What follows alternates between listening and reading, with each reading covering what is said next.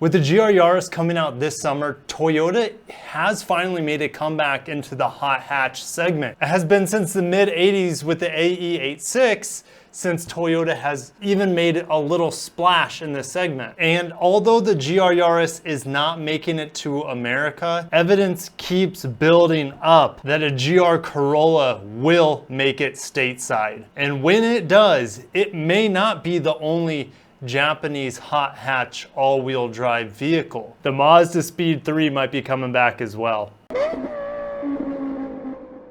Welcome back to the channel, Luxurious Fleet. If you're new here, my name's Kirk. I talk about Japanese autos. Make sure to subscribe, hit the bell icon so you do not miss any of my news updates. Pre-orders for the GR Yaris are currently being accepted online and have already reached approximately 6,000 units in Japan and in Europe. So we've known about the RZ. The RZ, we didn't know what it was called, but the RZ is the turbocharged 1.6 liter 3-cylinder.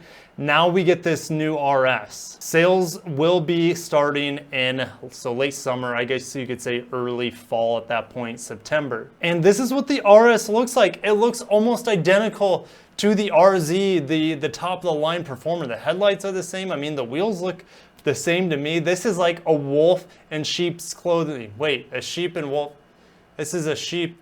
It's a sheep in wolf's clothing. Okay, we're gonna talk a little bit about the RZ because it will apply to the GR Corolla, as we'll talk about later. So as a newly developed GR4 sports all-wheel drive system with variable front and rear driving force, 6-speed manual transmission, and I believe it also has auto rev matching downshifts. You can see the wheels and tires, I'm not gonna mention that, but the front and rear has Torsen limited slip differentials. Hey guys, make sure to smash the like button if you wanna see more hot hatched Japanese videos from me. Now the RS model, the baby here, it has the launch gear. So this is essentially the same transmission that I believe is in the UX200. That has a slightly bigger engine, of course 4 cylinders, 2 liter. This cuts off one of those cylinders and you have this 1.5 liter 3-cylinder. So you have a real first gear followed by a bunch of CVT fake gears after that. And that's where this 10-speed sequential shift-o-matic paddle garbage, I don't like it. If they would have kept a 6-speed manual with this 1.5 liter 3-cylinder, that would have been awesome. But the fact that they just threw in a CVT with it absolutely kills the viability of that car in my opinion. And then there's an RC model, which is pretty much a stripped out racing version, which is crazy that you can even buy something like that. So only 120 PS. 120 PS is not that much more than, let's say, 115 horsepower, maybe a little bit more for that 1.5 liter 3-cylinder. Of course, the GR Yaris with the 1.6 liter turbo has 272 PS, so upper 260s in horsepower there. Heading over to Toyota USA's Twitter page, I've mentioned this tweet on my channel before. This was on May 7th, and while the GR Yaris isn't hitting the States, perhaps it's time the US got a hot hatch to call its own. I mean, if that doesn't say that we're getting a hot hatch, I don't know what does. And then we move over here to the Roadshow, which is CNET's automotive section.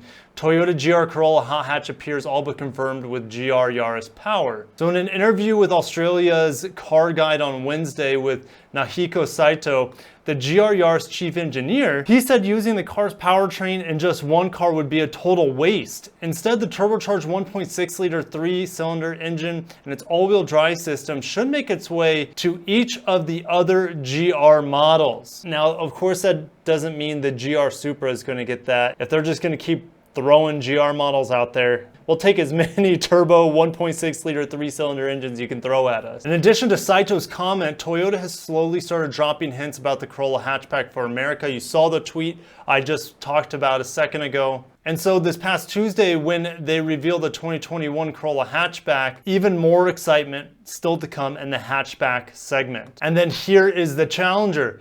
2021 Mazda 3 finally getting a turbo. Love the looks of the Mazda 3. It almost looks like there's a sheet draped over a body of some sort, like the LC500, but it's a commoner's car in the Mazda 3. The big news is that, as seen in screenshots of Mazda's dealer system sent to Jalopnik, it appears a 2021 Mazda 3 will be offered with a turbo trim on the sedan and hatchback bodies.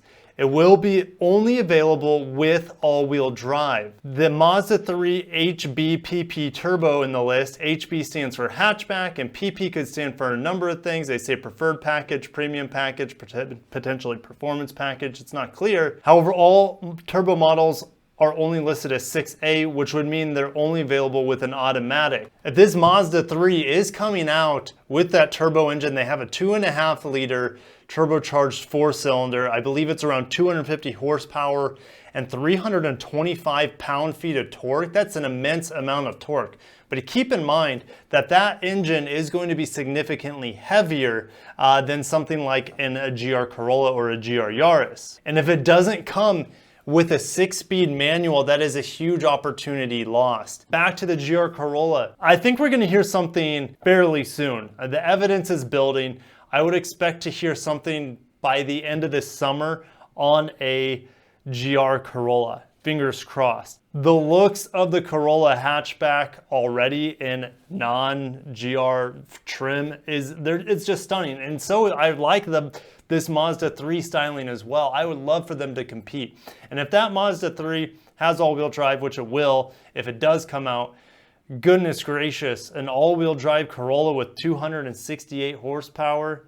Man, we're living in pretty good times, guys. With a 6-speed manual, oh, it just gets better and better. And while the days of a rear-wheel drive sleeper hatchback, those days are gone, but I'm definitely okay with force-induced 3 cylinders producing over 250 horsepower. A super lightweight setup with a sophisticated all-wheel drive system. Manuals still exist in today's day and age. We are living in some pretty good times, and the fact that Toyota is slowly but surely stepping away from being a boring brand to having some pretty damn exciting options. Yeah, the 8.6 by itself, not this one. I mean, this one's phenomenal, but the current one is quite a good vehicle. The new Supra shows that they're pretty invested, even though they didn't develop that car really, they just kind of tuned it. But they're back. Let's not take that TRD, Avalon, or Camry too serious, but the 8.6 is here. We got the Supra. Now we're gonna have we have the GR Yaris. That's real. We're just not getting it here in America. It's a darn shame, but the Yaris is kind of a joke here, unfortunately. As much as I love the car, it's kind of a joke here. And the GR Corolla, they're smart. They know the market. Everyone knows the Corolla. The Corolla sells like hotcakes, even in today's crossover dominated market. So, guys, I cannot wait to see you in the comments below. Thank you guys so much for supporting the channel. If you want to support it even more, head over to my Patreon page or my PayPal page. You can donate on either of them. And even just heading over to my Amazon page to look at some of my model cars, that helps me out as well. So thank you guys so much. I'll see you in the comments, like I've said a million times, and I'll catch you in the next one. And until next time, peace out. Take care of yourselves.